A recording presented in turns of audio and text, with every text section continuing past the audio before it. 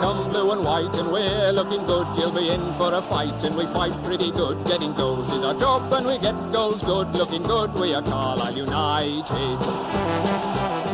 Hello everyone and welcome to the Brunton Bugle, the best place to get your Carlisle United fix in the podcast world. I'm Lee Rooney. And I'm Dan McLennan. On this episode we've got a lot to unpack. Aaron Hayden's departure, reviewing the Colchester and Sheffield United games, looking ahead to a trip to Swindon Town and a reunion with everyone's favourite pantomime villain this weekend. With a pass so true to Boulder Stone and Clark's in view. There's a cross and a run. I've still not quite nailed that intro, have I done? I think that's still that little gap there. I need to add a few extra words. What Lee's not telling you all is that we've recorded it 48 times tonight. Yeah, messed up the first one, I think it's fair to say. Yeah, Dan, how's it going, mate? First game down. It's nice to have been back at Brunton Park with a big crowd there as well. Yeah, a big crowd.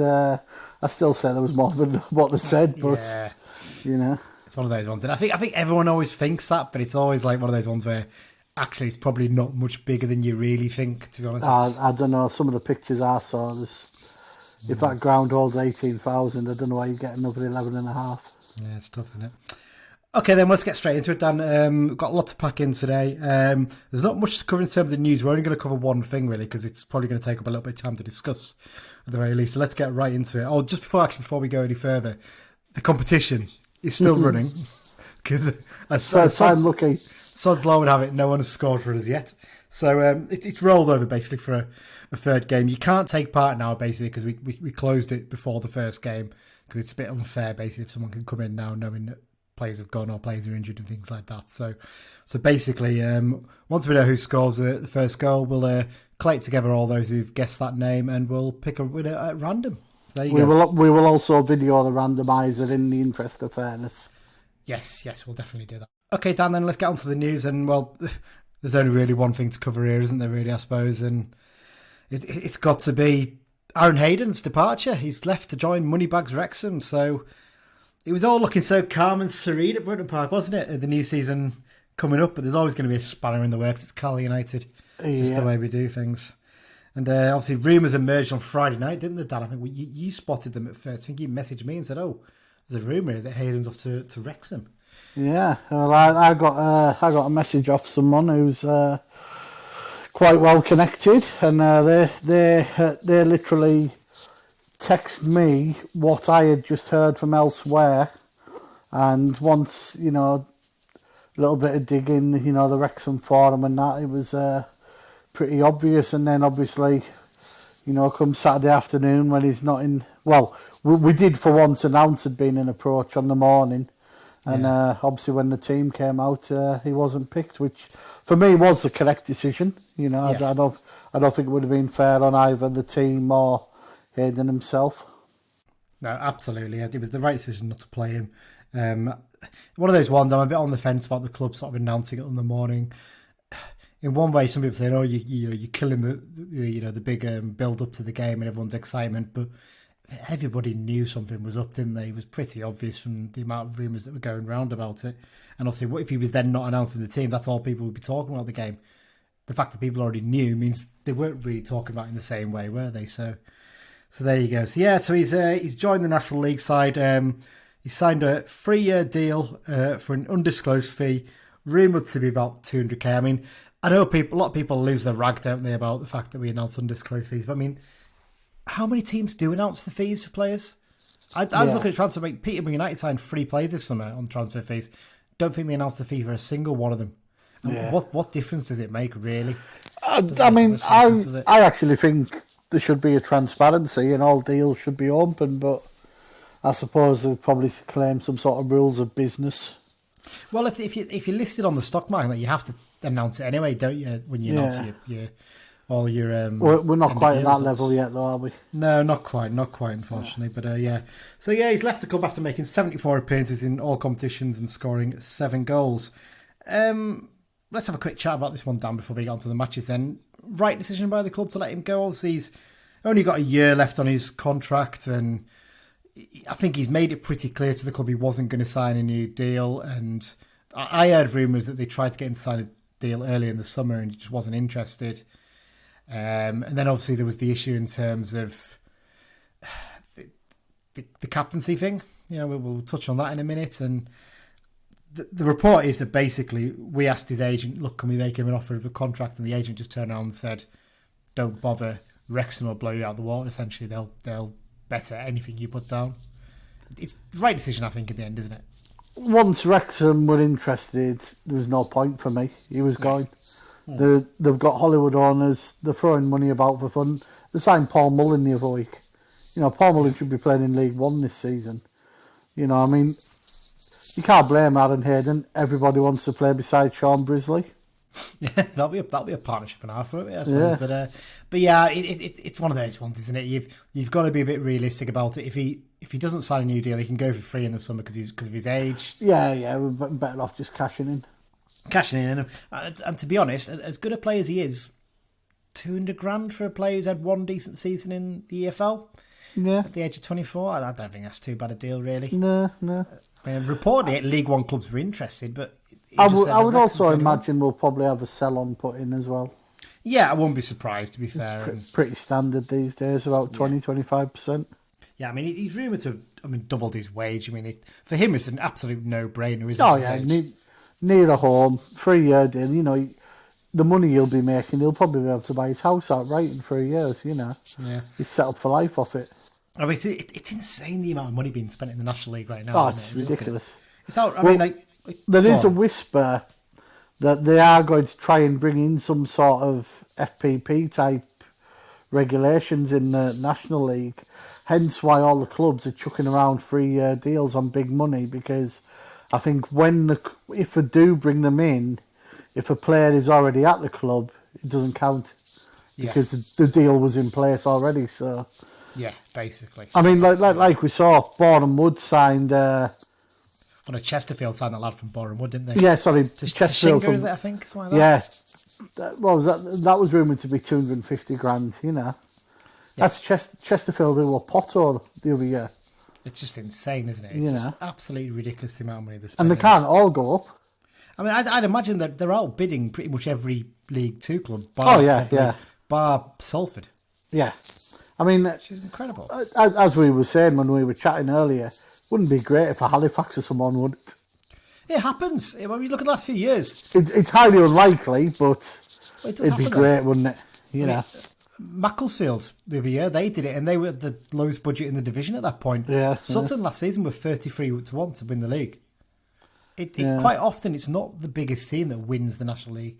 It's a team that's a well put together squad. Yeah. With a good up and coming manager who just basically gets them playing and playing consistently. That's what often works. Yeah. So yeah, it's frustrating. Do you go out and replace him with a like for like, or I mean, for me, we'll get onto the match review bit in a minute. I'm not convinced I'd go after a defender. I'd use him for an attacker. The problem we've got is we're light at the back. We've got a first choice pair of fullbacks in Tanner and Armour, and then we've got Feeney and McDonald who are centre backs. Yeah. Then we've got Whelan who can cover. He can cover all across, but he's more right sided. Yeah. So if we could get a left sided Whelan who can cover left back and centre back, that'd do me. But would there be an argument there that you could use Dickinson at left back or left wing back? You could probably use Joe Riley there. We'll get onto it in the match review bit, but he looked excellent at right back against Sheffield United, and there's nothing that he's played at left side in pre-season. I could see him be comfortable there. It's one of those ones at our level you can't really look at the start of last season. Max Hunt clearly got that frustrated. He just left the club in the end, didn't he? It's difficult to keep 4 centre backs happy, isn't it? That's the one issue you've got. Well, I don't see it as 4 centre backs because the likes of Whelan, the more utility. It's okay saying play Riley and Dickinson. Yes, they'll do jobs there, but then we're taking them from the true position. Because we've got cover in those positions as well. We have, but then you start chopping and changing every week, and there's no rhythm. Once the injuries pick up and the suspensions and whatnot, If you bring someone in though, it's going to have to be someone who's going to be comfortable with being a squad player for now and have to work their way in. You couldn't bring an experienced player in to sort of sit there and not be involved. No, because that's just the way it works. And I think after Tuesday night, a lot of people have now seen Feeney play a game and thought, oh, hang on. There's a player there. You know, I mean, I put a tweet out the other day saying, you know, come December, Feeney could make it Aaron who. Yep, he could well. You know, if he keeps fit and he plays, cause we all know he's good enough. You know, the level he was at as a kid. Absolutely. Well, we sort of discussed there the idea of bringing a defender, and I mentioned that I think actually we should use the money, and I've heard the club are actually looking to use the money towards a striker, and a name that's been linked with the club this week, Andy Dallas. Not one that many will have heard of. He was at Cambridge last season. He's not really done much at Cambridge, has he? Lee. He comes from Scotland. Of course, he's on my very big list of Scottish players. Indeed. He's your little saved file, your Excel spreadsheet. My little book, it can't be green because I'm not that way inclined, but where Presley had his little book, I've got my little blue book, and I'm pretty sure I actually mentioned Dallas when he signed for Cambridge 2 years ago, somewhere, whether it was Twitter or the forum, and I was like, these are the sort of kids we should be looking at.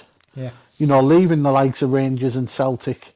You know, Hearts and Hibs and places. Yeah, Ryan Hardy's doing it at Plymouth. Zach Rudden did all right down there, and he's scoring goals for fun in Scotland now. You know, Glasgow, it's only an hour and a bit away. You know, these players, they can make good money down here. But absolutely. Yes, but no, I was just about to say he's a name that's been linked. Cambridge manager has said there's been a bid for him. They haven't said who, and it hasn't really come out. But the only two teams that have really been mentioned are ourselves.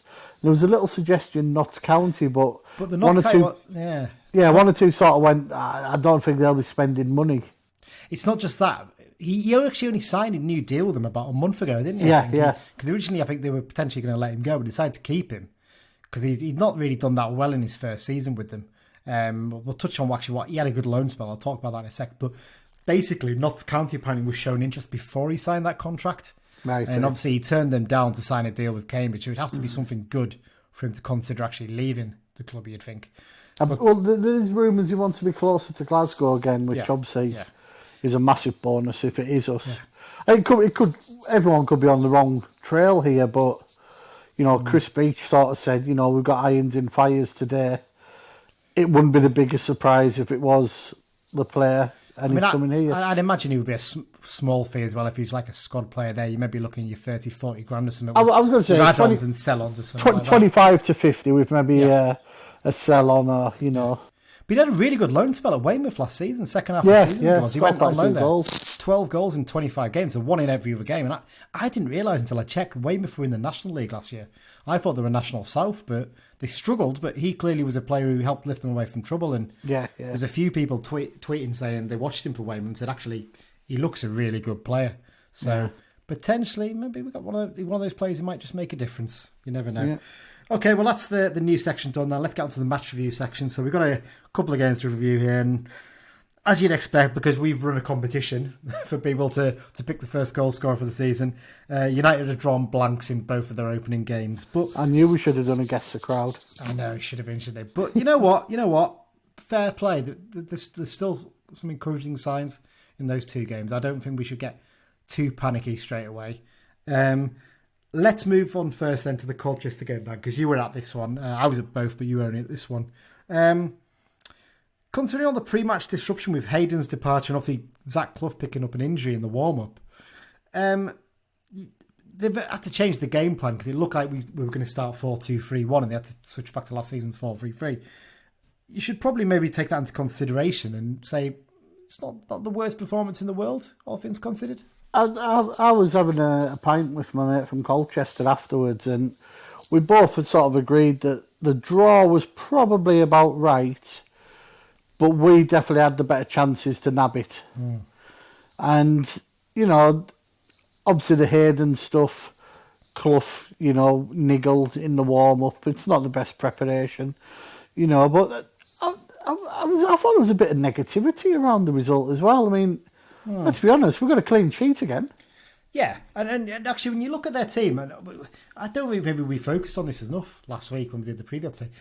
There's a hell of a lot of quality in there, especially the experienced lads. They really do. I mean, Alan Judge was a brilliant player when he was at Brentford and when he was at Ipswich. So, you know, we kept him pretty quiet. I don't think he really did much in the game. And, you know, some of those breakaways, just a little bit more composure, and you've got a comfortable 2-0 win or 3-0 win, haven't you? Yeah, so yeah. It's one of those ones, isn't it? I think people should take a lot more into account for what happened. To lose 2 key players literally the day before and the day of the game. In fact, one player was actually in the starting lineup and then had to pull out after the warm-up. I think that's a pretty decent effort, that was, to be honest, all things considered, taking that into account. Defensively, coped pretty well. I think we were pretty comfortable, weren't we? I think Norman had a couple of saves to make, but nothing really that you'd say, oh, that's come from a complete defensive cock-up, or we've let them in too easily. I think he had a decent one in the first half from memory, and I think that there was a volley from Judge, wasn't it? Yeah. Yeah, and there was one in the second half, but he looked pretty comfortable with it, didn't he? Yeah, definitely. And in terms of the defence, Corey Whelan, considering that Beach said after the game, I didn't really bring him in to play centre-back, but having watched that today, maybe that's going to be his role in the team. I thought he was excellent. There was one moment, I think, where he pulled the lad back 3 times and got himself booked, didn't he? It's basically in the space of 10 seconds. Yeah. Because he was getting away, which was probably a clever foul when you look back at it. But maybe that's a little bit of naivety from playing that position. But that considered, I thought he was excellent. And actually, you know what? A lot of people won't give him credit for it, but I thought Rod McDonald was superb as well at centre-back. I don't think Newblay won a header all afternoon. No, I thought the entire defence played well. That considering there were, Whelan probably wasn't starting the game until Friday night. He came in, he was strong. McDonald, he looked steady. The full-backs looked decent.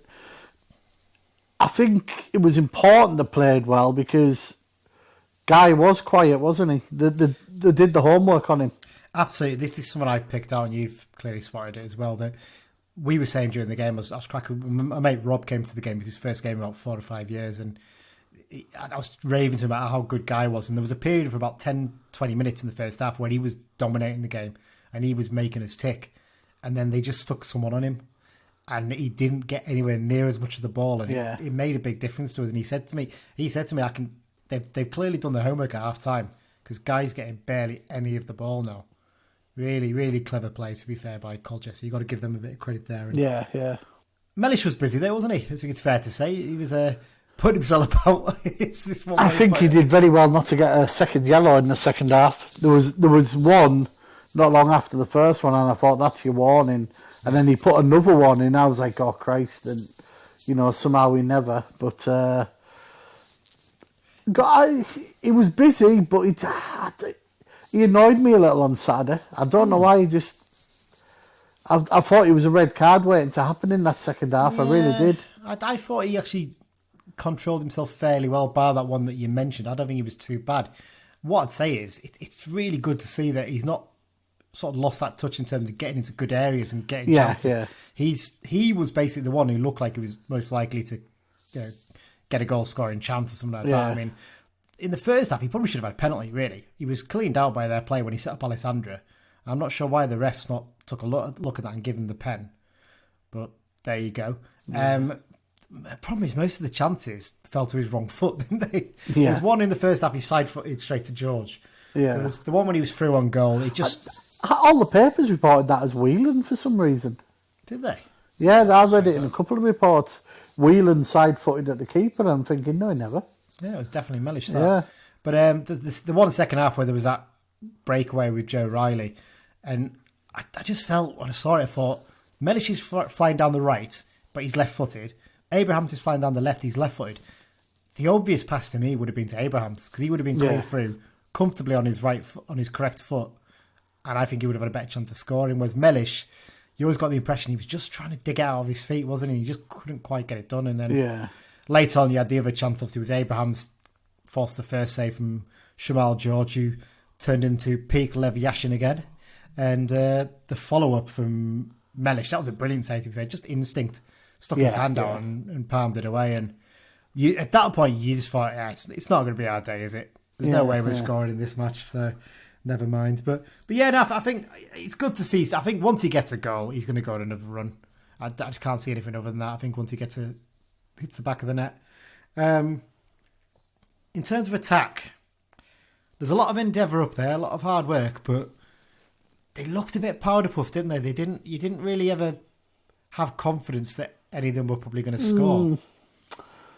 I mean, it could just be they're getting used to each other, but... Disruption without Clough as well. Yeah, because obviously they'll have trained around having him probe him. But I thought Alessandro was tidy as usual, did his stuff.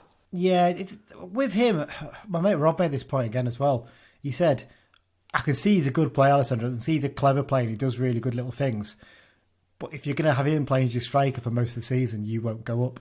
Yeah. Because you won't get enough goals. And that's no fault of his, because that's not what he's really in there to do. No, Alessandro's a second striker to me. He always has been, Yeah. He'll get 8 to 10 goals, but he would be providing more to someone beside him. Yeah. We stuck pretty strongly to the direct style of play, didn't we, as well, Dan? And it's one of those things, it worked so well last season because we had the players to use it, didn't we? And, I mean... Coyote won so many aerial balls. I mean, Patrick is a big lad and he could win a lot in the air as well. And obviously we saw with Zanzala. I just never got the impression with this front three they were ever comfortable with high balls being played up to them. And Dickinson in particular, I really felt for him because I actually thought Dickinson had a really good game. He looked live and he looked like the player most likely to create something. Whipped some great balls into the box. But we kept launching long balls up to him. I thought, he's never going to... And he didn't win a single one of the headers. So we really need to probably rethink about that, don't we? I think. Yeah. It's one of those ones. No, it's a bit of a waste punting it high to Dickinson because he'd be better off winning, getting onto the second balls and beating his man, I mean, he's got the ability to beat his man, hasn't he? I think 2 or 3 times. He just gets it. And it's quite like Matty Robson, actually, in the way he plays, isn't he? He's not probably bags of skill, but he's got such power about the way he runs at players that he genuinely terrifies them. And he can put a good ball into the box, probably similar quality of what Granger used to do for us. So hopefully once he sort of gets settled and maybe if we get another forward in, he can create a few bits. Yeah. I sort of picked up Magnus Norman here as well. I think he had a decent game in terms of his actual goalkeeping. His handling were pretty good. And actually when he was throwing the ball out, he created... His throw's huge, isn't it? It was huge. It was really good. His kicking, we're going to end up using this phrase a lot this season. Is this the Hanford effect? Because... he shanked about 80-90% of them out of play for throw-ins. That's not a great sign. And I think if we're going to be playing that direct style, we need to accept that we've got a little bit of a downgrade now in terms of the ball coming out from the keeper from what we had with Farman. Because Farman you put the ball back under pressure to Farman at any point, he will boot it up the pitch, won't he? Yeah. Guarantee you that. Norman's not going to do it the same way. That's just reality. Nothing you can do about that. Jensen was fairly similar against Sheffield United, to be honest. So you accept that's the issue. You have to look then to start playing a bit shorter, maybe in terms of the goalkeeper, rather than going long every single time. Maybe what you do is you use McDonald and get him to sort of loft the ball forward. He overhit it a few times at the weekend, but you could see what he was trying to do a lot of the time in terms of his long balls to the channels, I think. Okay, then let's move on to the Sheffield United game then, Dan. You might want to sort of almost quiz me on this one because you obviously didn't make it to the game because obviously you have to work. I managed to get over there. Went with John McGee. Obviously, many people may know him from Twitter. Good day out. Enjoyed it. It was a decent little game, and I saw some of the reaction on the message board, and we were talking about it on the way back. Actually, we were driving. John was reading the message board. We were like, I don't know. I couldn't get the reaction of some of our fans in terms of like, if I was going to the game and I saw that team sheet, I'd think it was a disgrace, and I'd be fuming, and didn't get that impression at all from the fans over there, not even in the slightest. I found actually the fans were quite excited to see some of the young lads playing games, getting their full debuts in Lewis Bell's case. And we worked it out, didn't we? I think the average age was about 21 and a half. Yeah, round about that, I think it was. Which must be one of the youngest teams we've ever put out. I mean, your back four, your oldest player in there was Feeney at 22. Which says a lot. Or back five even, sorry, I should say. In fact, no, sorry, back five would be Riley, to be 24. But back three, your oldest player was Feeney at 22. Yeah. Which is astonishing when you think about it. And that was his first, probably his first full 90 minutes as a professional, I would have thought. I'm not sure he played many games of Sunderland, did he? So no, not at all. Yeah, I think most people were quite excited, and the three young lads didn't do themselves any harm, to be honest. It's interesting, the way we played first half, 3-4-3 it was almost.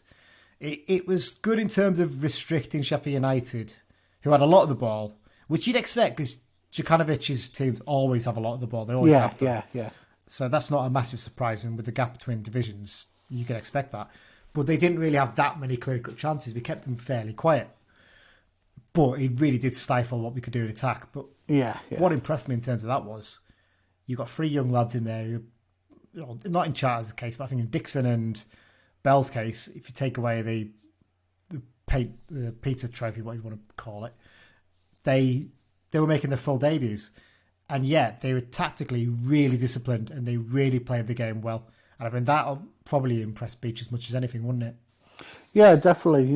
It's a little bit of a test for them, and they'll probably come through with, I wouldn't say flying colours, but certainly with good report cards, and he'll sort of learn that he'll be able to trust these players if he does bring them on in league games. Maybe look at them to open a game up and get us a winner or defend the lead, or Yeah, and in Lewis Bell's case as well, it was impressive to see how he coped in terms of having a go at a experienced defender in Basham as well on his side, and he looked pretty comfortable. He's a little bit shy early on. I think he's still got to learn a bit to be a bit more confident about himself because he's got the ability. He played one lovely little pass through to Riley at one point to set up a chance, but he just needs maybe a little bit more confidence in himself in terms of that sort of stuff. Dixon maybe needs to be a bit more confident in his tackling as well, and you can understand with the 2 bad injuries he's had that he's maybe not going to fly into tackles in the same way some players might, but he maybe just needs to be a little bit more committed into them. But other than that, I'd say his passing range was excellent. He really, really impressed me in terms of that. In terms of the back 3, you've touched on one already, but Morgan Feeney, he looks a good player. He really does. You can see a bit of quality there. And I mean, what was the combined value of their strikers? If you take away Sharp, Sharp's about £1 million, but just leave that to one side. But you have McBurney and Brewster. 20 million a piece or something, isn't it? 43 million, something like that. It didn't make them look like players who were worth that much. He genuinely kept them so quiet. He won every header against McBurney. He was a big lad, puts himself about. And Brewster scored their goal, but my God, he was absolute toilet. He was genuinely one of the worst strikers I've seen in a long time. I could have scored the chance he had, to be fair. That's how easy it was. So. But yeah, no, Feeney had a great game. You could see he's got a bit of captain quality about him as well, because he was very much marshalling Armour and Tanner, because it must have been tough for them thinking, well, we're going to be playing centre-back and we're both full-backs. Yeah. And of the 2 of them, Armour looked a little bit shaky, but I tell you what, you would never have guessed that was George Tanner's first game playing at centre-back for us. He looked so cool, calm, composed. Second half, when he moved to be one of the back 4 as a centre-back, again, you wouldn't have noticed the difference, really. He was that good. Genuinely really impressed, but we both agree he's a quality player, don't we? And he's got the ability to do that. Yeah, definitely.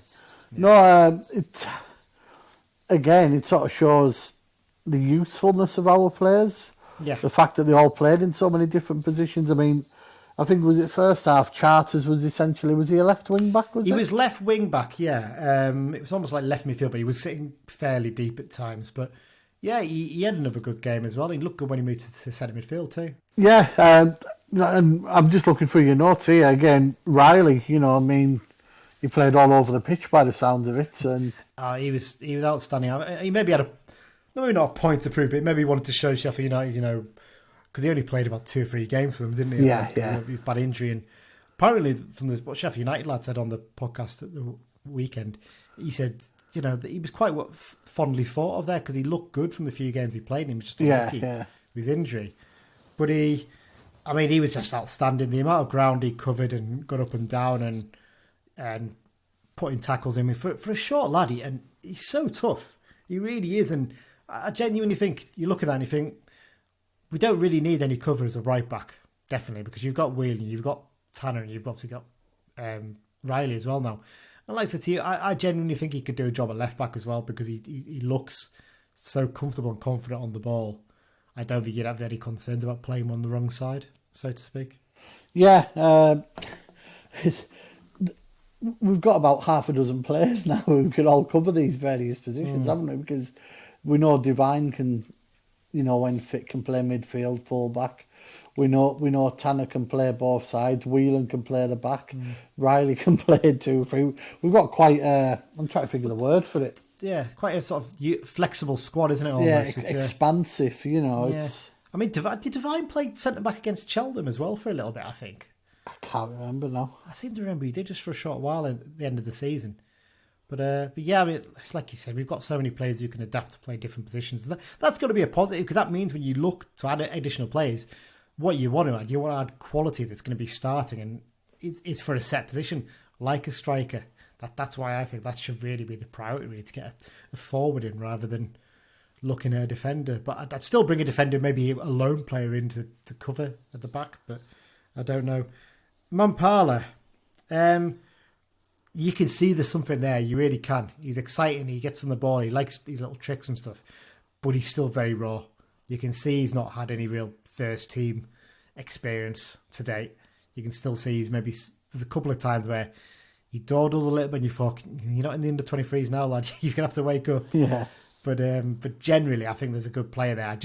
I think we've got to be careful not to be expecting him to be starting too many games early on. I think he's going to be an impact sub to start. I've compared him previously to Patrick in his sort of style and the way he plays, the way he runs at plays and his little tricks and stuff, and the way he sort of puts the ball into the box. But in comparison, Patrick, when he arrived, looked ready, didn't he? He looked like he was ready for League Two football. I'm not sure Mampala quite is yet. I'm not saying he's a million miles off, but I think there's probably a little bit of work to do. It'll just be a bit of adjustment, won't it? He's literally only played sort of under 23, so... Yeah. And quickly touch on Toure. I mean, I didn't realise till after the game that Toure is only 27. I thought he was about 29 for some reason. I feel bad now because I've been saying that, I think, on a few podcasts recently. But you know what? Fair play to him. He did a great job in terms of supporting Charters, left wing back. Obviously, knowing that he's a young lad who's not really played that position that much. He got back. He won a fair bit, and he was linking play really well. He looked our biggest threat in terms of beating him early on in the game. We just didn't get the ball to him often enough. And I think sometimes we just got to get the ball into his feet and just say, have a go at them. You have a go, you run at them, you make something happen. That's what you really want to see, isn't it? Definitely. And, you know, we've sort of touched on it before. Toure could well be one of those players who sort of thrives off crowds. Yeah. And, you know, there was a good following Tuesday night, and, you know, he's going to get support, you know. I mean, the Paddock love nothing better than a winger who beats his man and does a few tricks. So, you know, let's hopefully he's on the road to showing improvement from last season. They love them until they lose the ball, and then they get the abuse. So. The Paddock arm comes out. Indeed. So now we made those subs in the second half, and they did give us a lift, to be fair. Mellish, I mean, I think their midfield were like, who the hell's this lad? Because he was late Saturday, but he didn't manage to get booked. He was just bustling into players and winning the ball, and they were like, bloody hell, what's he like? Dickinson again put a brilliant ball into the box late on, and Abrams really should have. It's one of those ones. If Mellish was on the end of it, I think that's 1-1. Balls in the back of the net because he's so confident with it. I just don't get the impression that Abrams is overly confident in terms of heading the ball.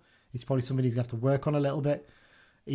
He's got some lovely touches, Abrahams, but so far he doesn't look like he quite works in the way we're trying to play at the moment without Clough. So I do wonder if it's one of those ones maybe you take him out of the team just for a little bit until Clough is fit. It's a tough one. Decisions. Who'd be a manager? Who would indeed? Well, I think that pretty much wraps up the match reviews then, Dan. And yeah, you know, not the best results in the world, but the performances weren't terrible. Compared to the start of last season when you think we lost 3-0 against Oldham and then 3-0 against Cambridge, it's a much better start, isn't it? It's much more solid, especially when you consider disruption before the first games as well. Yeah. No major issues there. There's certainly plenty of reason to be optimistic. Yeah, definitely. All right, well, let's have a quick breakdown and then we'll be back to preview the Swindon game. So we're back in just a sec. Hi, this is George Tanner. You are listening to the Brunton Bugle. Can do everything, can't he, George? He can play right back, he can play centre back, and he's a good continuity announcer for us as well. Lovely stuff, lovely stuff. Before we get on to the preview section, just a quick reminder that this season, the second half of the show has been sponsored by the Carl United Supporters Club at London Branch. The London Branch is open to all Carl United fans. They've got members from Cornwall to Dundee and Houston to Singapore. And of course, every part of London and the South East. And they've got a few in Cumbria as well. There's nothing to stop you if you're back home joining them too. They regularly meet up on away trips as well as arranging many social events and supporters games, and they do a lot of fundraising for the club as well. They've bought some equipment and stuff in the past, haven't they? I think for Dolly and stuff like that. We're back in the day. They're very, very organised with that. Yeah, definitely. They'll be providing us with information for away games as part of the preview section this season too. You can find out more about the London branch at their website, carlisle-londonbranch.org. And before I go on to the Swindon Town chat bit, I will quickly get up the pub that's been recommended for this weekend. If my computer loads, it's taking a little while here. For Swindon, it's the Glue Pot. So the Glue Pot is the recommended pub. What a great name for a pub. Terrific, isn't it? Even better if it was next to a horse racing track, wouldn't it? That'd be a superb effort. That. So the Glue Pot, that's the recommended pub for this weekend if you're going down to Swindon. Well, what we'll do is we'll put a tweet up with a picture and a little Google Maps link. Yeah, definitely, we'll get that up. Okay, so before we get onto the main preview bit, first up, I caught up with Rich from the Loathed Strangers Swindon Town podcast this week to see how the Robin fans are feeling after what I think can only be described as a crazy summer for the club, and why there's quite a lot of renewed optimism around the county ground following the end of the protracted takeover saga. So here's the chat I had with Rich earlier in the week. Is it fair to say it's been quite a hectic last 12 months at Swindon Town? I mean, what are your realistic hopes and expectations for this season after what's gone on over the last year or so? Yeah, hello Lee. It's good to be on. It's been an exhausting 12 months, more so the last 6, I would say. It's been one that I wouldn't wish on our biggest enemies, to be honest, because there were really, really serious parts of the summer where we didn't know where we would be in terms of our existence. So things are very, very nice right now. In terms of expectations over the season, again, we spent the whole summer going, okay, well, let's stay in the division. Let's try and just, maintain that EFL status and then, kick on in 22-23. But we've rebuilt our squad quite well so far. It's not very deep, but if fit, it's competitive. So we're kind of like in this sort of nervous, it's okay, we'll be all right, let's just stay in the division. But maybe we might be able to compete. At the moment, I'm still in the original, let's just stay in the division, let's just rebuild, regroup, and anything else is a huge bonus. Well, I have to say, in our season preview episode we did a couple of weeks ago, we were very sort of on point about the fact that you guys have had some serious off-the-field problems. At that point, you'd already sorted out the ownership thing. We'll touch on that in a minute. And we did say, actually, that we felt, although you're going to struggle, you're probably going to be able to put together an okay squad to start the season. And if you've got any issues, you'll probably be able to bring a few players in January to push yourselves away from trouble. We felt that Rochdale and Scunthorpe and a few others were probably in a worse off position than you in terms of where they were going to be this season. So I think we were always confident that you'd probably be down in the bottom half, but you'd probably be able to get yourself just about away from trouble, I think. But yeah, I mean, let's touch on the ownership thing then. It's obviously been resolved now, but can you sort of explain in like a sort of a brief sort of snippet, if possible, what were the problems at Swindon Town? Because I mean, looking from the outside in, it's always felt to me like there was always a bit of a weird situation with it. Was it Lee Power was the owner, was he previously? Yeah. It always felt that there was something a bit odd about that whole ownership thing. But if you want to try and explain it to our listeners, that'd be great. Yeah, Lee Power was our owner for about 7 or 8 years, and he came in through the back door when he was brought in as a investor or someone to help out the previous owner, Jem McCrory, and somehow he crowbarred his way is to being the owner when McCrory was forced out, and then he stayed, and there were good times under Lee Power's tenure, not necessarily in the boardroom, but certainly on the pitch. So we got to the playoff final in 2015, got stuffed, but we got close to the championship, and there were some really quite decent players brought in because his best friend is Tim Sherwood, so we got a fair few Tottenham loan players and who became permanent signings like Masluongo and Nathan Byrne. And from that side of things were fine. It would be completely revisionist if I said every season was miserable. Yeah. But in more recent years, they were. So when we got relegated back into League Two in 2017, there were no really exciting moments. It just felt like we were, stripping our assets on the field and replacing them with players that just weren't as good, and it didn't seem that there were any attempt to. And then we had this weird season where Richie Wellens, who was considered a cheap option manager, got everything right, clicked. We had one of the seasons to remember. We went up through PPG, which, puts a little less gloss on that victory. I mean, to be honest, I think you were always going to win that league. We were going to be in the up. top 3 at the very least. We were going up. I can and refuse to say that we would have gone up as champions, because it was very close up there. But we would have gone up top 3. I'm absolutely certain of that. And that kind of gave Power a little bit of respite from the pressure that some elements of the fans were giving him. And then things went very, very wrong when the virus hit, because there were no revenue streams and things like that. So I could go on for longer and longer, but ultimately he was trying to sell the club to an American investor company called Able. Not much is known about them. Not much is still known about them. And he wanted to put us in administration in order to force through the sale. The courts were having none of it, because Clem Morfuni, our new owner, was a minority shareholder at that point. He wanted to buy the club. So he was like, hey, I want to buy the club. What about me? But they'd had a huge falling out beforehand. So Lee Power and Clem Morfuni are not friends, and they dealt with the whole matter as if they were not friends as well. So it went through the courts. Power tried a few manoeuvres to try and sneakily get Able through the door. They didn't work at any stage, and then he gave up. When he gave up, he his loyal CEO quit, our new manager quit, assistant manager quit. We were left just rudderless, really, with loyal staff making sure that things were moving forward, but they were unpaid. We had 8 pros, 1 signed and left straight away. It was carnage, really, and it's hard to really sort of comprehend relay how stressful that was as a fan.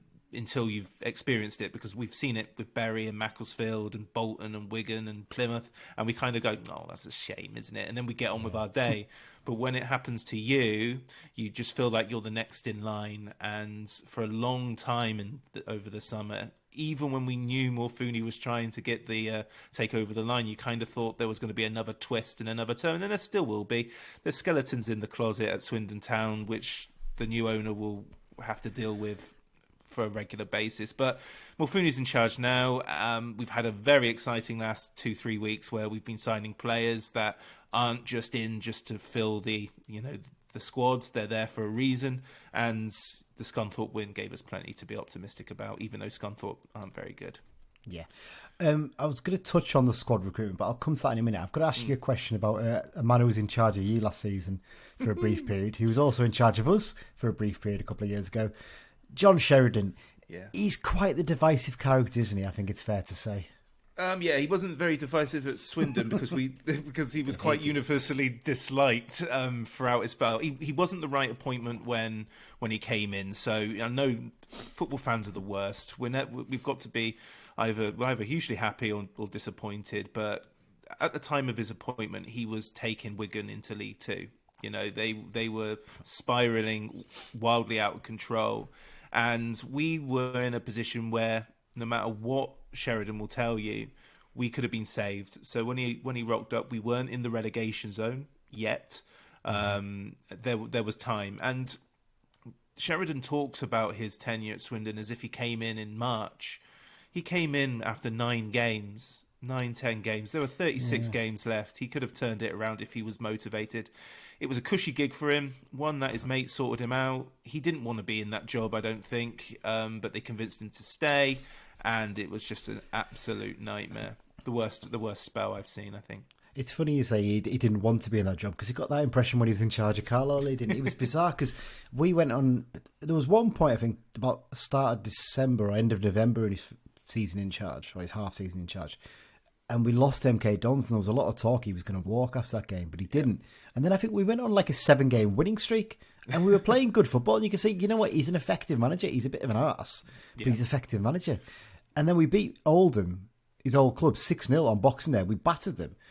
And he came out after the game, and his post-match interview, he was miserable, and he was complaining. I was like, this might. I mean, then the rumours started to circle at that point that Chesterfield was sniffing after him, and that's his local club, isn't it? So he dropped down a division to go to Chesterfield, and well, he took them out of the National League. So he's one of those people. I think at some clubs he can be effective, but I have a feeling the way his career is going now, he's effectively winding down his opportunities as a manager. I think the way he behaves. He told the Athletic for the long read about Swindon that he was done with football. I think he was saying he was going to retire. I think during his stint, he did very similar with us. We were in a terrible run. Again, we got stuffed by Milton Keynes Dons. Actually, that might not be right, but he came out to the press and said, I think I'm going to pack it in, to be honest. And then he didn't. And then we went on a 2-match winning run. And then it all went terribly, terribly wrong. But John Sheridan had his time. And there was a period where he could be an effective lower league football manager. I'm not denying him that. He's done very well to have a 20-year career as a player and pretty much as a manager. You know, that's very, very impressive. But he was done by the time he turned up at Swindon, and it was reflected in our form. Yeah.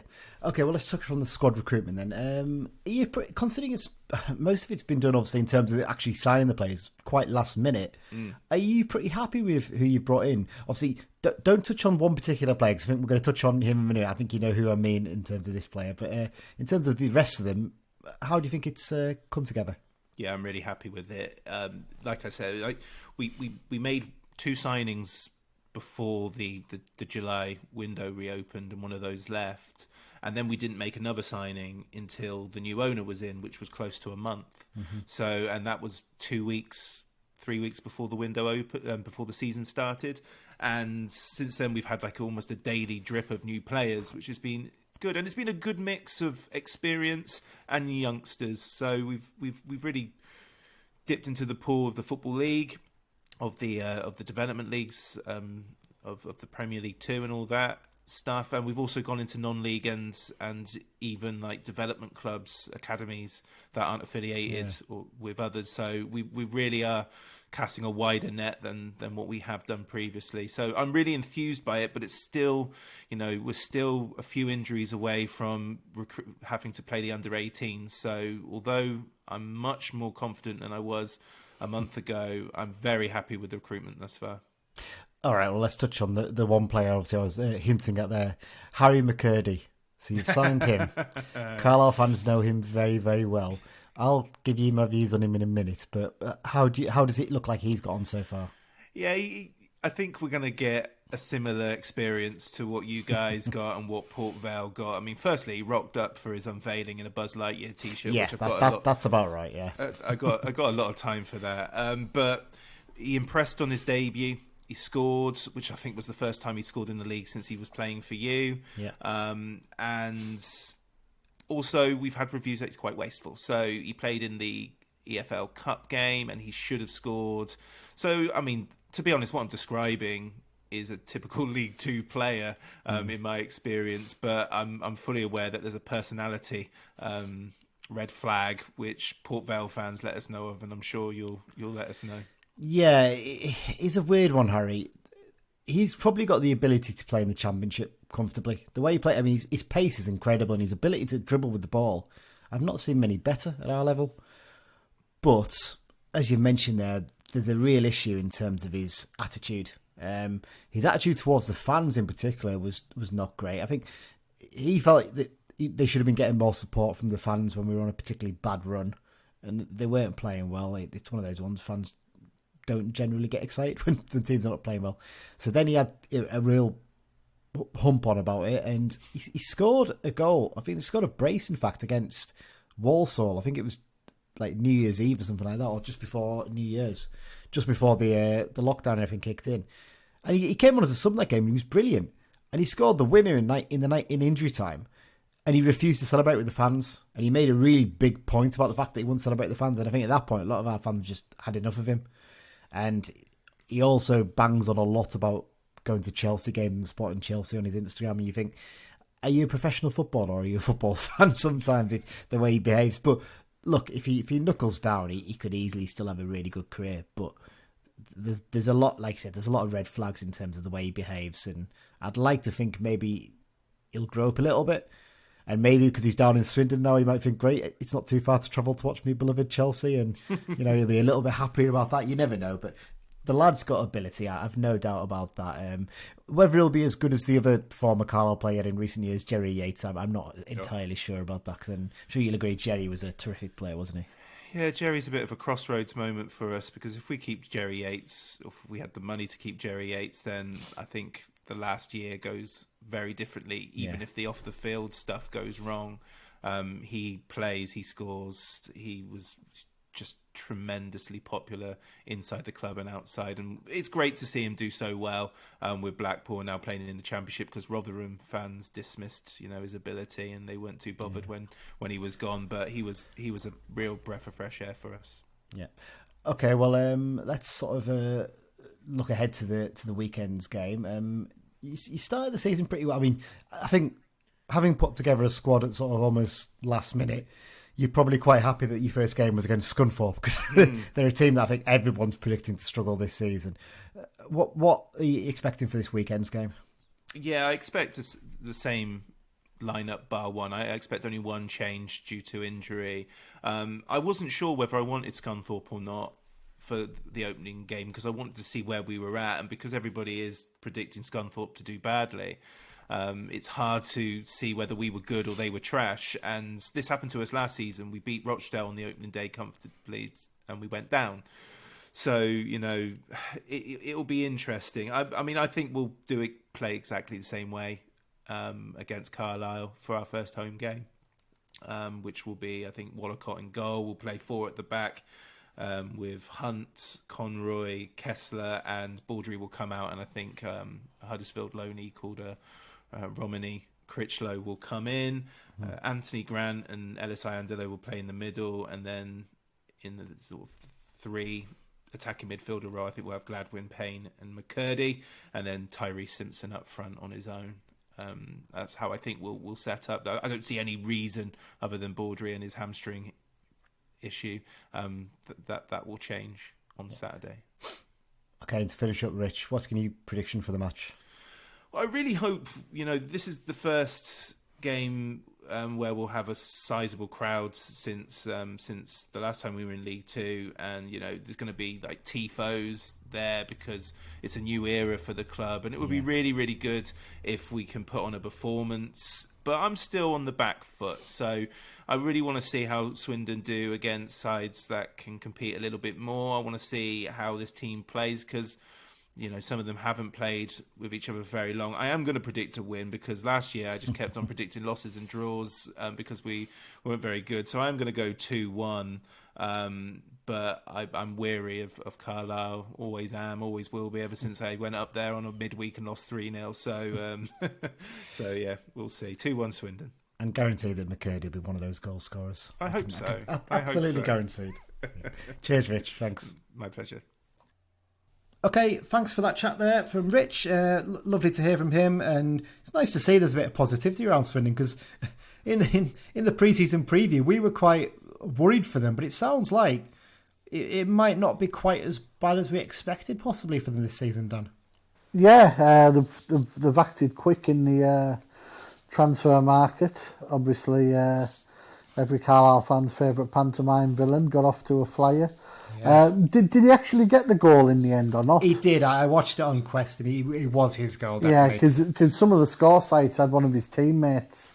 Yeah. But not always the most reliable, some of those, are they? So no. But and well, we'll talk about it when we come to predictions, but you just know the script, don't you? Oh, of course you do. Of course you do. And like you said, they've made a few signings this summer, and we'll touch on those in just a minute.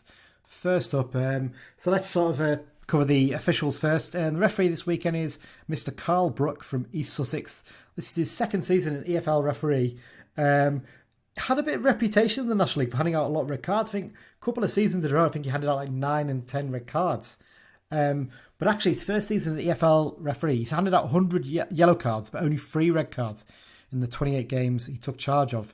He's never previously refereed a United game. This is his first time he's refereed us. He took charge of Tranmere's 1-0 win over Walsall last weekend, where he handed out a bit of a controversial red card for Rovers. I say controversial. I watched it on the Quest highlights, and it looked a blatant red card to me. It looked a bit reckless, but they did appeal it, and the appeal was unsuccessful. So there you go. In terms of head-to-head, United have won 12 of the fixtures between the clubs. 21 have ended in the draw, and Swindon have won 15 of them. Classic game, and this is a belter one. This one, wasn't it, Dan? I think it was one of those because it was just so unexpected, wasn't it? Yeah, absolutely. Yeah, it's weird because we talked last week about that brilliant run we went on.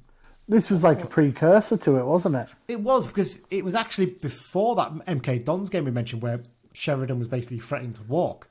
Yeah. It was actually a couple of weeks before that.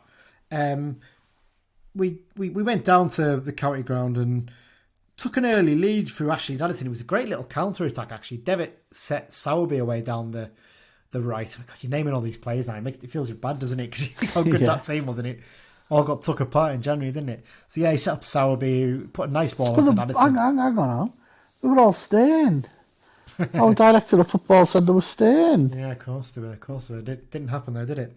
Yeah, so he set up Addison, and he kind of scuffs the shot, actually, when you look back at it. We'll put the YouTube highlights up on our Twitter feed, but he kind of scuffs it, and you kind of see he stops and watches it like, oh, is that going to go wide? But it clips the post and goes in. Swindon then had a good go at it for the rest of the first half, but couldn't get a goal back. And second half, we just stepped up a gear and took them apart, essentially. The second goal, it was sort of a long ball forward from Gary Liddell. It was nodded down by Addison, and Regan Slater was on the stretch, wasn't he? But he sort of sliced volleys it into the top corner. It's an absolutely brilliant finish. Really, really good. And then you've got the third goal, which Jamie Devitt free kick. How we miss them, don't we? He just steps up, curls it into the top corner. Wonderful finish. And the fourth goal was another sort of counter-attack goal. Hallam Hope wins the ball brilliantly deep in the sort of on the halfway line, actually, sorry. He sets it away and finds Slater, and he beats two men on the edge of the box and absolutely hammers it into the bottom corner. Never really saw that from Slater in any of his other games, did we? He was No, it was he was very defensive for us, wasn't he? And he sort of popped up with this great little goal. And you're like, what? Regan Slater? What's going on here? Yeah, obviously he had a good season last season at Hull City by all accounts as well. So yeah, that was the fourth goal. And it was a resounding win. The other game I did look at, I nearly picked, was a game back in, I think it's 2011, when we beat them 1-0. It was just after Charlie Austin had left them.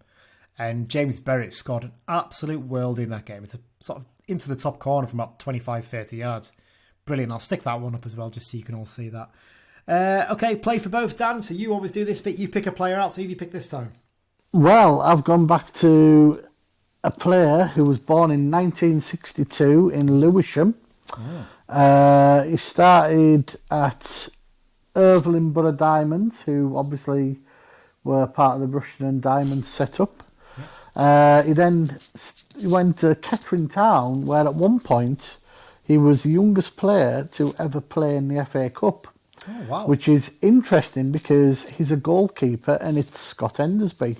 And Scott Endersby obviously started at, like say, this appearance for Kettering in the Cup. He was picked up by Ipswich, but he didn't really play for them. Ipswich were massive at the time. Yeah, this was huge club, when they had their real sort of glory years. And he went to Tranmere. He had a couple of good seasons at Tranmere. And then he went to Swindon for a couple of years.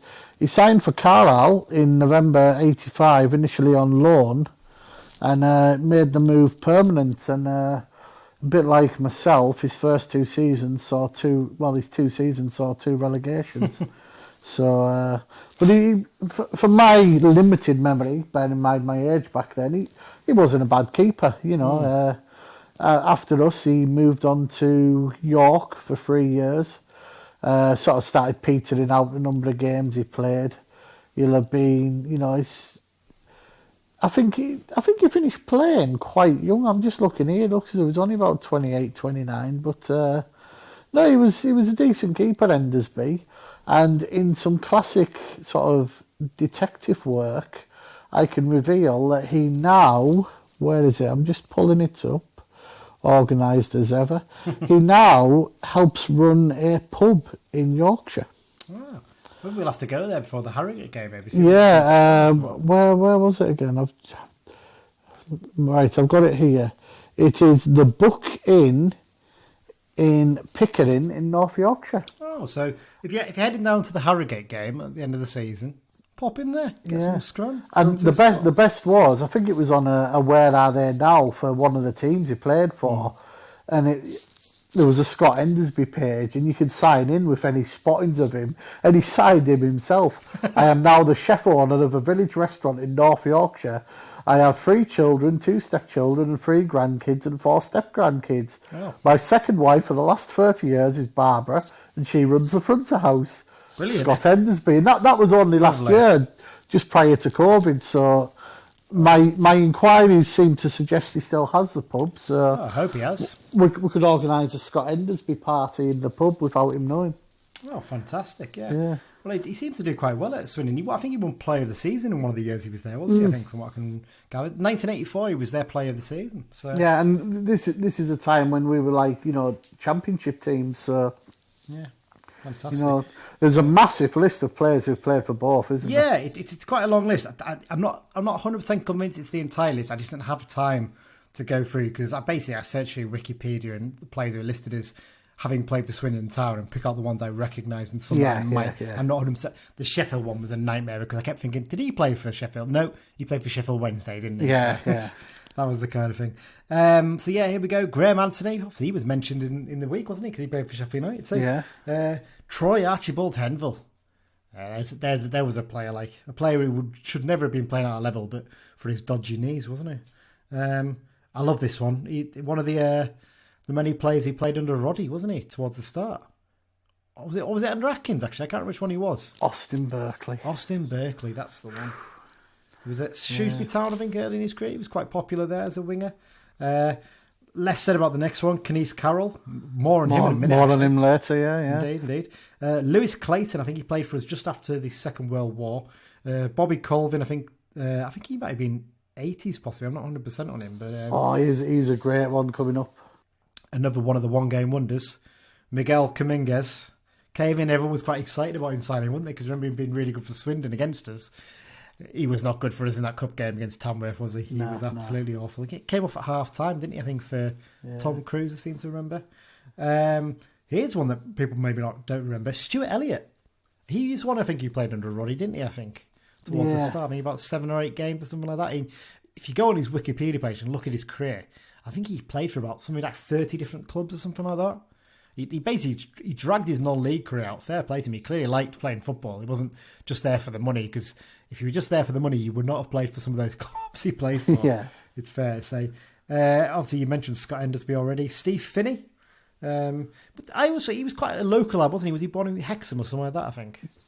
Lives in Penrith these days, Steve Finney. Oh, well, there you go. Joe Fryer, obviously, only played a handful of games for us, sadly, and he got his broken leg, but rotten luck for him. Don't know who this next guy is, Jimmy Glass. Never heard of him. Never heard of him. Mike Graham, you might remember, was he playing towards the start of your following the club? Yeah, right back. I think he was he from Kendal? I lived in Kendal. Yeah, possibly. I think he might have been from Lancaster or something like that, possibly, I think. But Mike Grella, whose missus had a lot of lovely comments to say about Carlisle by all accounts when he was on loan with us. Yeah. Stan Harland, probably one of the best players to play for both clubs, I would say. Hallam Hope, one of the more recent ones. Jake Jervis had a hell of a goal ratio for us, didn't he? Was it 3 goals in 5 games? Yeah, his loan spell. Looked a good player. He played in Finland now, something like that, I think. Last I checked, I seem to remember. Frank Large, another great player who's played for both clubs. Alan Mays, he's one, I think, from the early 80s or maybe late 80s. I'm not 100%. Don't know if you recognise that name, Dan. Well, I've heard of it. I didn't recognise his name when I saw it. Neil McDermott. I remember him. He was under Neil McDonald. He played. Is Neil McDermott is also an agent of one of our players now. Is he? I won't say who though. Okay. John Paul McGovern. We mentioned him obviously early in the week in terms of talking about Sheffield United because he played for both as well. I still think he's one of my favourite players of recent years. Real quality footballer, wasn't he? You could see he had real ability. The pantomime villain himself, Harry McCurdy. Alan O'Brien, probably the fastest player I've ever seen play for Carlisle. Fast? He just didn't know what to do with it. He didn't. That goal he scored in his debut against Bristol Rovers, you're like, bloody hell, we've got a player here. The next one's a good one, isn't it?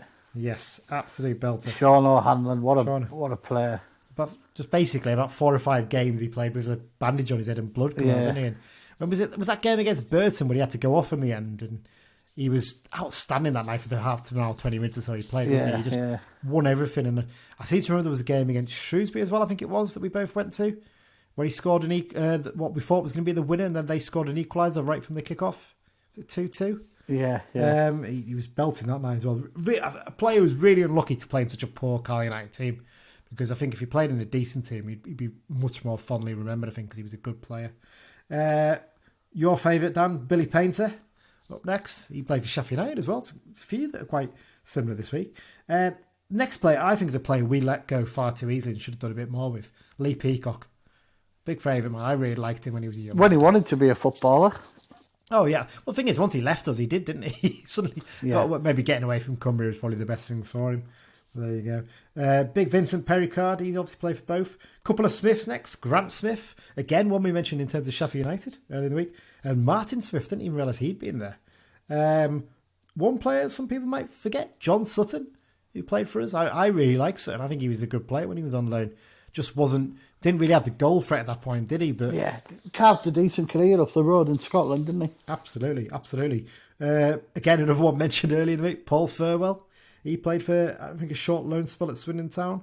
Harry Worley, one of the one-game wonders again. And finally, Jerry Yates, of course, is someone who's done very well at both clubs. And finally, obviously, mentioned before, John Sheridan managed both clubs, although I've got a couple more to throw in. I think it's a stretch to say John Sheridan managed Swindon Town, really, based on who has been caretaker manager of both teams. Neil McDonald, hasn't he? Is he? No. Tommy Wright. Tommy Wright, yeah, good show.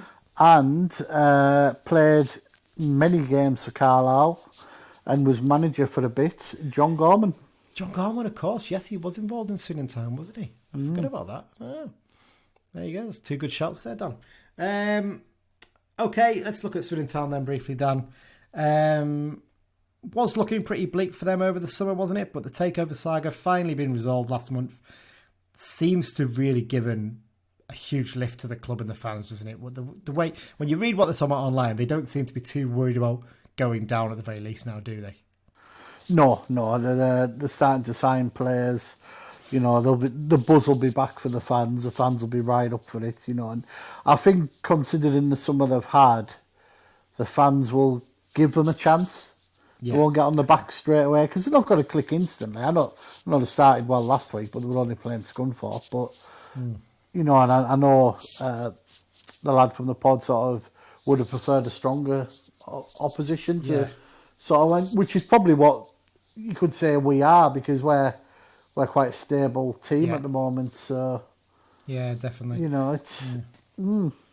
Yeah, the new owner, Clem Morfuni, I saw something today. He was driving a truck around Swindon trying to encourage people to sign up to season tickets, and he was selling the season tickets at the club offices. That is so something Michael Knighton would do, isn't it? It's that, and it's the kind of thing an owner does when they come in and they're a bit of a showman and they want to impress, don't they? If I ever win the Euro Millions and buy the club, I'm going to do that. You get a giant... going to drive round in a big blue and white truck. Up the Blues. I'd pay good money to see that. So he's moved quickly, though, to support head coach Ben Garden, putting together a squad in time for the start of the season. They've signed 11 players now, and I think when we talked a couple of weeks ago, they'd only signed about 3 or 4, haven't they? So they've clearly been very busy over the last week. And it's been a bit sort of mixed bag of players they've signed, isn't it? It's, you know, there's a few players from under 23 teams, some from those sort of unaffiliated academies, like, you know, the Nike Academy. I don't think it is the Nike Academy, it's similar ones to that. They've moved quite quickly to support Garner. So obviously, Garner's a bit of a risky appointment. We think we agreed, didn't we, in the season preview, in terms of the situation they're in, bringing a relatively unexperienced head coach in. Someone who's well thought of, though. Jose Mourinho apparently mentored him for a short while, and he's been involved at West Brom and Palace and a few other clubs, hasn't he? Yeah, but at the same time, on the flip, it might, you know, with a new buzz, it might work for him, you know. Especially he's bringing a lot of these young players in who've not really been at proper football clubs before. They might be more receptive to him coming up with these new ideas. So actually, in the flip side, it might actually work for them. It might be quite a clever move, rather than bringing an experienced head in who brings these players in from these academies and actually finds that they don't know what he's talking about. They're a bit terrified of it, a Sheridan type shouting at them and stuff. And I think they've obviously got a director of football there, Ben Chorley. I think from he was quite a good defender back in the day, wasn't he? I think at a few clubs. And yeah, he was proper no nonsense from. Yeah, I think he started at Arsenal. I seem to remember. I think he was. Possibly, yeah, but I don't think he really made it there. No, did he? He didn't make it there, but I think he did pretty well as a lower league defender. So yeah, it'll be interesting to see how he gets on over the season. He was at Milton Keynes for a bit, wasn't he? That was he the was one, at Orient right. for a good while as well. Yes, you're absolutely right there. Yeah, I remember now. Yeah. Starman, we avoided picking the obvious one that you all think we were going to pick. We've gone for Ben Gladwin. He's returned to the club this summer from MK Dons. It's his fourth spell at Swindon Town. He brings a lot of experience to that side, doesn't he? I think their fans were all talking about, how excited they were to see him coming back to the club. And then did he score on the opening day? I seem to remember. I think maybe scored a penalty possibly. I think he's a player they're looking to do good things for them. I think he might have an injury though, so he might miss out this weekend. I'm not 100% on that one. Other key squad members, I should say. In a squad that's been thrown together fairly late, I think experience and flair are going to be the key, aren't they? Bit of experience and a little bit of flair in there just to try and create chances for them. So the obvious three in terms of experience, Matthew Bowdry's been around the block, hasn't he? Yeah, it's fair to say. And Dion Conroy at centre-back. They're the vice-captain and the captain. I think it helps as well that they were at the club last season. As much as, they went down and they struggled, having two players there who know each other and maybe have a good understanding early on in the season will probably do them a lot of good. As will having Anthony Grant back at the club. He actually left in the summer.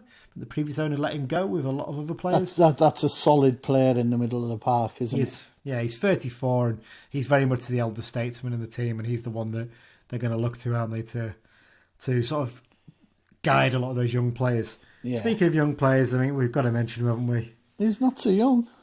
Yeah, so you're right there, to be fair. What, 24 now? Harry McCurdy. Yeah, 24 and a half now. Harry McCurdy. Look, we all know he's got flaws, and we say this every time, don't we? But he's got undoubted quality, and if they can get him to click, he'll terrify defenders at this level, won't he? Yeah, we saw it, albeit briefly, when he's in the mood, such as that Cardiff replay at home. Yeah. He's the best player on the park, full stop. Yeah. If he kicks the sulking, he'll do it more. Yeah, exactly. That's what he needs to do. The word enigma is probably suited for him. Absolutely. And the thing is as well, he's got such pace behind, but his dribbling ability is incredible because the ball sticks. You see some players who are quick. I watched Toure on Tuesday night and he was tracking back at one point and he was bombing down to get back to win the ball. Really good. But then you put the ball at his feet, he's not quite as quick. He doesn't quite have that pace. Whereas McCurdy, you put the ball at his feet and he's got the pace. He can beat his man.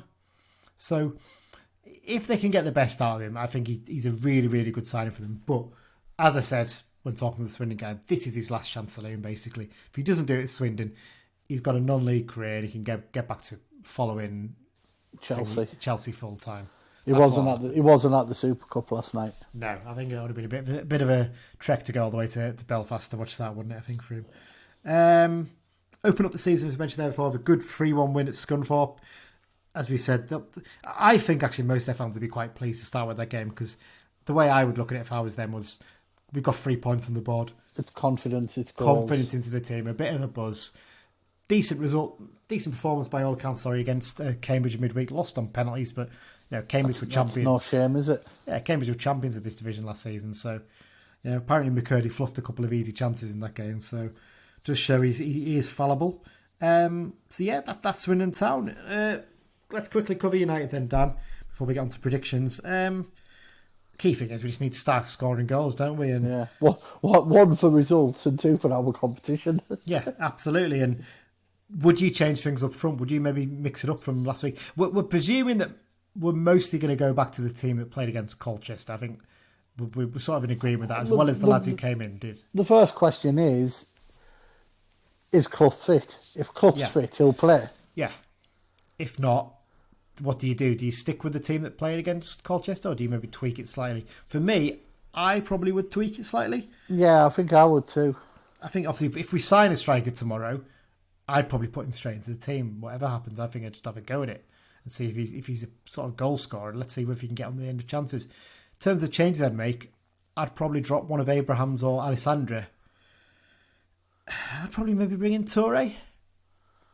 Freshen it up. Maybe someone who's going to run at players. Possibly. As I said earlier, who'd be a manager. No, it's tough, isn't it? I just don't get the impression that front three is going to score. As good as they are as individual players, I don't feel I've got that confidence right now in them. It's still early days, though. Early days, though. You're right. You're absolutely right. Let's get some cheesy pundit comments in. Indeed. Early days, he'll be hitting the back of the net soon. Yes, indeed. And we've got the makings of a good partnership in McDonald and Wheeling, as well as Feeney playing in midweek. I don't think you'd break that up, would you? I think you'd stick with them for now, and let's see if they can work together and build that understanding. Who's to say we might not play three at the back and play all three central defenders? Possibly, but I think I'd stick with the 4 for now, personally. Okay, well, I think that's covered that bit, Dan. I don't think there's much point in going to depth. We covered a lot of it in the match review stuff, really, didn't we? So there you go. So let's do predictions, Dan, then. You can go first. So what are you going to predict? So score and scorers. I'll go for a 1-1 draw. Solid point on the road. Yeah. And for our goal, I'm going to go for our as yet unnamed signing who's going to come in. Oh, that's cheating, that. I No, can't be having that. I'm not... I can't say his name in case he's not coming here. Well, if he doesn't sign, who are you going to pick? Clough, if fit. If fit, okay. And for Swindon, there's only one player scoring, isn't there? Yeah. That doesn't count towards the thing, by the way. Away goal scores, we don't count, but that's just a bit of fun. Probably best as Buzz Lightyear or something while he scores. Yeah, he'll definitely do the old shushing to our fans at the very least. And the guns. Indeed. In terms of my prediction, I'm going to be a bit more confident here. I'm going to go for a 2-1 win. Like I said, McCurdy will score for them, but I think for us, Mellish will get a goal, and give me Toure. I'll get the other goal. I think he'll come on and get the winner. There you go. Let's give you Mike's predictions. He sent them in to me. I've not heard this yet, so I don't know what it is. So what's Mike got to say for himself? I am going to go for a 2-1 win to the Blues with Riley and Mellish as our scorers, because I cannot predict our front three, so I'm best just picking midfielders. Well, there you go. He's picked nearly the same as mine. He went for Riley instead, though. So there you go. So that's our predictions. I don't know what we've done in terms of point scoring yet. I need to go back and look at what we predicted for the crowds, because that's the only thing we've got to work on last week, isn't it, for the home one? So I think you might have nicked that one, actually. I think you went for low 6,000, didn't you? And I think I went for 6,700, so it's going to be close, I think. All right, let's get on to the X-Files before I finish up here, Dan. Not a huge amount to cover, some interesting bits, though. No, not loads. Cole Stockton, though. Oof. 2 goals away to Ipswich, and then 1 at Blackburn in the Cup. Would you have him back at Carl United now? Yeah. I probably would, because he's scoring goals. The first thing you think, and then you think about it, you think, well, no, yeah, of course I would. When you watch him playing, he doesn't look like the player who played for us. He really, really doesn't. He looks a hell of a good player now. Yeah. This week's opponents, Swindon, in their game at Scunthorpe. As we said, Harry McCurdy scored for them. Yeah. But Ryan Loft scored Scunthorpe's goal. It was a penalty, wasn't it? Hell of a penalty. You've seen it. He absolutely hammered it into the top corner. Really good penalty. Oh. We've got a couple of, a goal and a red card in Scotland. Yeah. Callum Higginbottom scored for Kelty again against Stirling. They're going to walk that league. They've had a good start for the season. They're going to walk that league. All these teams that come up are going to walk it. Because now Scottish law football's getting in order. There's going to be a lot of regular teams disappear. Because they've been dross for years, haven't they? Yeah. And Jordan Marshall got sent off versus Celtic. Yeah, ex-youth team player, wasn't he? He didn't get a professional deal. No, he went. Well, we had Granger at the time, so he went to Queen of the South, and he's doing all right for himself in Scotland. He's one of those players that you wouldn't mind back here in time. No, Christy Elliott got subbed in that game as well. I think he got torn apart by the Japanese lad that Celtic have signed. He didn't have a great game by all accounts. Yeah.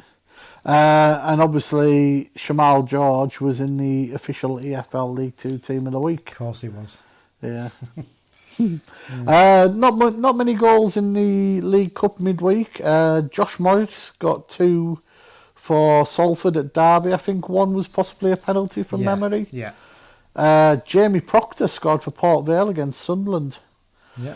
And James Chester got an own goal against Fleetwood Town. For Stoke City, that was it. Yeah. And that's it. There wasn't too many over the the two lots. Not many transfers either. I'm going to do it in two parts here. The first, a couple of them. Kenise Carroll has gone back to Oxford City from Queen's Park, having obviously been at Oxford United at one point. Yeah. And, That's a real fall from grace, isn't it, really, his career. And Sean Miller must be winding down because he's signed for Nantwich Town. Yeah, it's quite a drop down, but you imagine he's probably made a bit of money in his career, maybe invested in something or got a career set up now. So. He'll probably be maybe doing a bit of coaching or something, but he'll be by far Nantwich's best played. And then we've got two. One played for us, one we didn't sign on trial. I still maintain to this day we would be in the Championship now if we'd played these two up front. Sam Cosgrove, he's gone from Birmingham already. This is weird, isn't it? He's gone to Shrewsbury on loan. There was a few clubs in for him. Wonder if he's gone to Shrewsbury because maybe play a little bit more direct under. Cotterill's very direct, isn't he? I mean, him and Bowman up front, that's a strong partnership, isn't it? Yeah. To be fair, Birmingham are a bit of a mess at the moment, I think, aren't they? There's a few issues there. I saw some talk that are they going to have to play a couple of games at the Rico Arena or something because there's issues with their stands or something. That's bizarre because Coventry were playing at Birmingham. Apparently, two of the stands are gammy. Yeah, that's and they can only have 5,000 season tickets in the other stands. But and the other one, the trialist I mentioned, Lawrence Shankland, who scored goals for fun, has signed for Germinal Beerschot in Belgium for $1 million from Dundee United. And kind of weird move, isn't it? But fair play to the lad. There must be something because Cosgrove nearly went to Thingy in France, didn't he? Guignam. Yeah, some weird transfers sometimes, don't you? And one other piece, I mean, I was never his biggest fan, but we obviously offer best wishes to Keith Curl, who's tested positive for COVID. Yeah, so I imagine that means he's probably not involved at the moment for them, I guess. No, he won't be. Well, maybe start of the season. Yeah, best wishes to Keith. And that's it then, I think, isn't it? Thanks once again to our sponsors, the London branch, for sponsoring the second half of the show. Just to remind everyone, you can subscribe to the podcast in all good podcast apps. Just search for Brunton Bugle, click subscribe, and then every time we put an episode out, it goes straight into your little inbox. And yeah, just remember as well to follow us on social media. You can find us on Twitter at Brunton Bugle, or we've got a Facebook page, Brunton Bugle, and also we're always on the Be Just and Fear Not Facebook group, aren't we? Posting on there, and a lot of good crack on there. Really recommend you join. It's about 2,200 members of that now. Yeah. Really well following. It's a really, really good little place to follow the Blues. And obviously we're also posting on the Cumbrians.net message board quite regularly as well. In terms of upcoming episodes, we've got a match preview for the Port Vale game. We'll get that recorded at some point on the weekend. We're going to have a chat with the guys from the I think it's the One Vale Fan podcast as well. We'll probably review the Swindon game in that one as well, just to cover it off. And then we've got a preview for the Orient game. We'll be talking to our long lost family in the Ella Lowdown podcast. We spent a hell of a lot of time talking to last season, about 5 times I think I spoke to them. I think a couple of them are coming up to the game actually, Dan, so maybe we have to try and meet up with them for a beer and thank you for coming on. Yeah, that's what we'll be doing next week. And then finally, because we've got a quiet week after that, there's no midweek game, we'll get your CFC 11 episode out, Dan. It's about bloody time, isn't it? Yeah. I've been sitting on that one for a while, but it's a good episode. It's a really cracking listen, so I'll get that one out too. Dan, thanks for your time as ever. No, appreciate it. Thanks everyone for listening, and we'll be back next week. Up the Blues. Up the Blues.